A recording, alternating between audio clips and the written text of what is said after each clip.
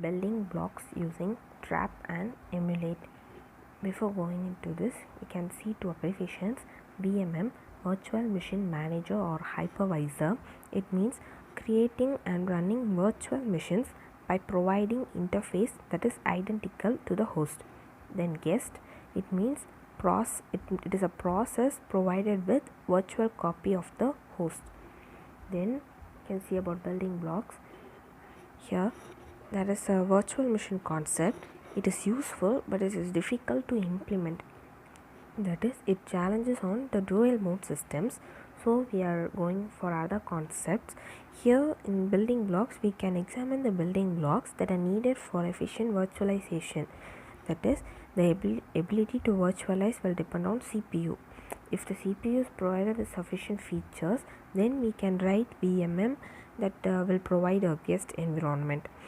Then most VMMs implement virtual CPU, or that is vCPU, to represent state of the CPU for guest as guest believes it to be.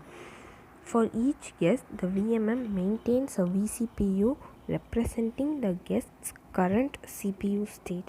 When guest context is switched on to CPU by VMM, information from vCPU is loaded and stored. Then VMM uses several techniques to implement virtualization. One such technique is the trap and emulate. Dual mode CPU is the CPU having two modes, user and kernel.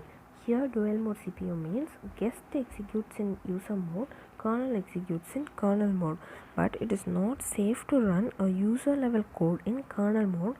So we must have a virtual user and virtual kernel mode, both which runs in physical user mode. This then causes a transfer from kernel to user mode on